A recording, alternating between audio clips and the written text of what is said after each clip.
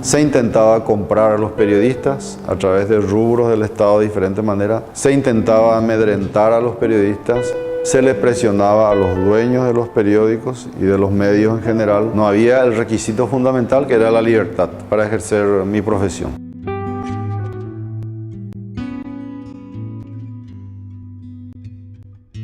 Yo diferencio lo que es la libertad de expresión, que yo creo que es una libertad del pueblo, y la libertad de prensa, que es una libertad organizada para el ejercicio del periodismo. La libertad de expresión, desde luego, estaba sumamente controlada por el extronismo. Disfrutaban de ello solamente los colorados, dentro de un esquema de régimen dictatorial, por supuesto, que era llamar al pueblo y acudía a la gente a través de las seccionales a expresar algo ya todo con un libreto preestablecido, ¿verdad? La libertad de prensa en el régimen extronista estaba muy perseguida, especialmente a los medios que se formaban en torno a los partidos políticos o grupos políticos. Sistemáticamente eran reprimidos, clausurados, apresados sus periodistas. Todo lo demás estaba prohibido y estaba reprimido brutalmente. Y si había reincidencia con mucha violencia, a veces llevaba a la muerte, al exilio o la desaparición de las personas. Era un periodismo muy pegado al quehacer estatal. Periodismo de investigación no había, periodismo de análisis sí había, tenía que ser complaciente, periodismo de opinión muy raro. Había distintas formas de censura y tenía también sus épocas. El periodismo de militancia, de activismo, tenía un tono muy político y la represión era directa. Había dos formas de organizar el periodismo durante el extronismo. Básicamente oposición versus oficialismo. El oficialismo se ejercía a través de La Voz del Coloradismo, por radio, y el diario Patria, y El Colorado a través del periodismo escrito. Y la oposición era que se iba alternando, digamos. Una época eran periódicos liberales que venían desde el exilio, entraban clandestinamente, ¿verdad? Ahí se reprimía a los distribuidores. ¿Por qué? Porque los redactores estaban fuera del país. Después vino la época en que Stroessner fue obligado a regularizar más o menos la situación política, reconociendo oficialmente a algunos partidos, y esos partidos fueron quitando periódicos. Por ejemplo, El Liberal, Stroessner lo soportó un tiempo, luego cerró.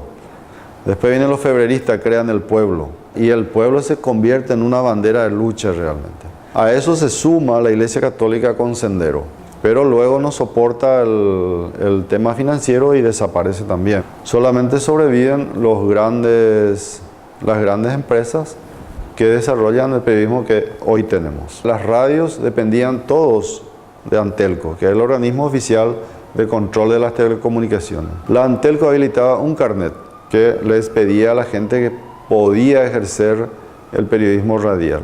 Si vos no tenías carnet, por supuesto, estabas fuera del sistema, ¿verdad?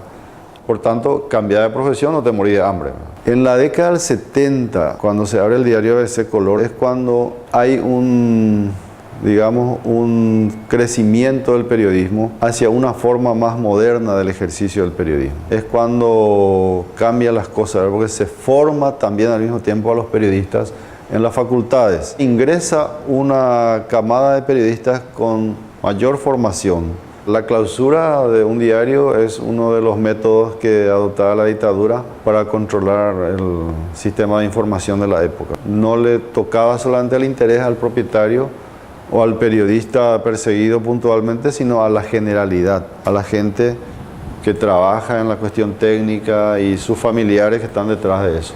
Y a la opinión pública que le privaba de un medio de comunicación, por supuesto.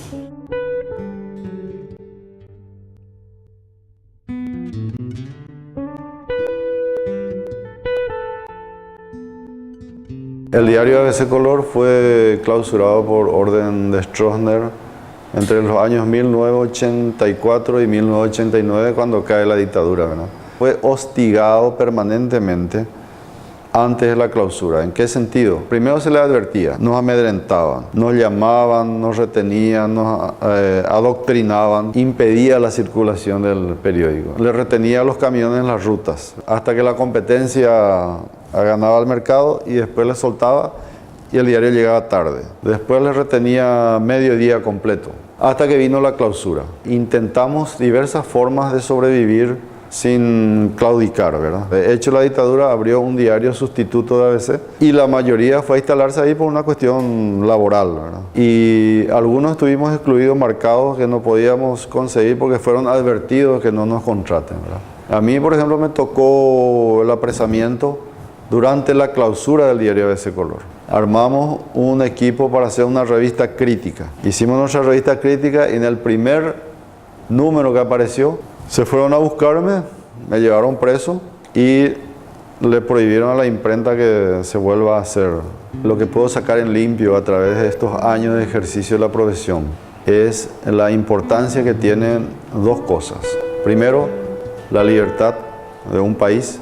Segundo, es mantener la ética profesional. Aún en la adversidad, aún dentro de la dictadura, de un esquema de represión, es posible mantenerse íntegro profesionalmente, ¿verdad? Solamente en un ambiente de libertad se puede ejercer un periodismo real, un periodismo sano y útil a la nación. Hoy me siento plenamente realizado porque tenemos un ambiente de libertad y donde hay libertad, por más que haya presión, por más que haya intereses creados, hay espacio para la lucha y el periodismo es una lucha diaria.